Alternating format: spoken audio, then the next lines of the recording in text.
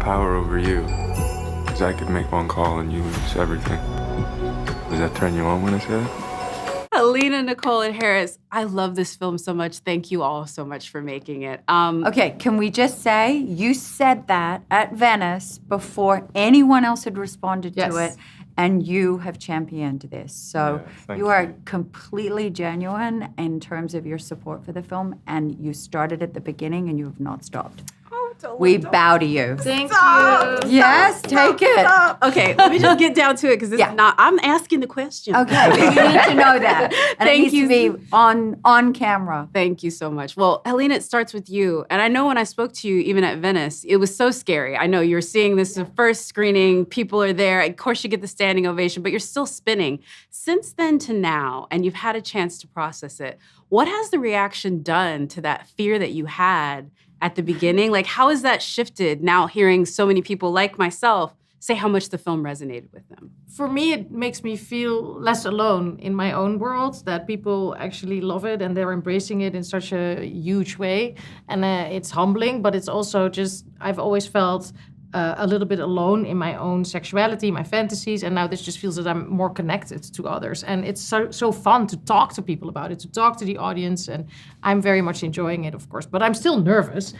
Because it's coming out, it still has to prove itself. So I find other reasons to become super insecure. Well, that's why you're a great director. Keep worrying about that stuff because you made a brilliant keep being insecure. Very good place. Yeah. Well, I mean, listen, Nicole, I think people have said, you know, you've done this before. Eyes Wide Shut is a classic, also comes out in the same time. But as an actress of your caliber, you also had to be very brave in this role. And I think, like, putting yourself out there the way that you did is so, I think, refreshing because of how great it was. Since you've had time to reflect on it, what is it for you? Because it is different. You were just portraying this character that she brilliantly wrote, but now you're forever kind of, I think, associated with it as well, you know? Yeah, I'm so proud of it because it's incredibly human, this film, is what I feel. And so as much as it's in this genre that has quite strict boundaries as to the thriller and the erotic genre, it's also completely different because it's hopefully vibrating in a very, very human way. The way in which she holds, even the way she starts the film and finishes it, I feel like you're going in. You're not a voyeur in the film. You're actually coming at it through Romy. I just love that. And I love that it's not punishing, that it's just a very real journey of this woman with all her complexities and all her rawness and all her unknowing of who she is and what she wants and what she will become. And that's relatable. Very relatable. Yeah. Harris, for your character, I'm going to be very happy when folks see the film because they will see the arc that your character goes on more deeply. Because I think from the trailers, it presents it one way. But once they get into the film, there's a lot more to him. I'd be curious if you could talk about his motivations. Because as I've rewatched the film, that has actually been the question I'm most curious about. I understand what she's doing, probably because I feel like I know that woman. But him is like, I'd love for you to preview a little bit about what makes him go on this seductive dalliance. I think he meets Romy at a point in his own life where he's also trying to, like, explore his desires as well, you know? And I think he kind of sees something in Romy that he's searching for in himself as well, maybe. There's a confusion to him.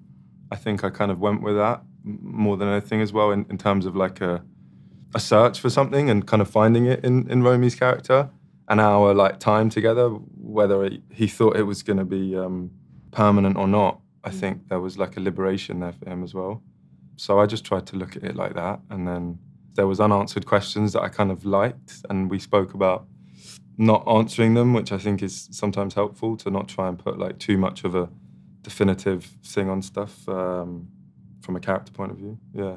And then for you, Nicole, when we talk about Romy, you're right. She goes on such a journey in this. And I would say that her motivations don't change throughout it, but maybe how she feels about who she is as a person changes. I'd be curious if you could sort of talk about that. Like, the Romy that we meet in the beginning of the film towards the end, sort of contradict who those two differences are and how you went on that journey.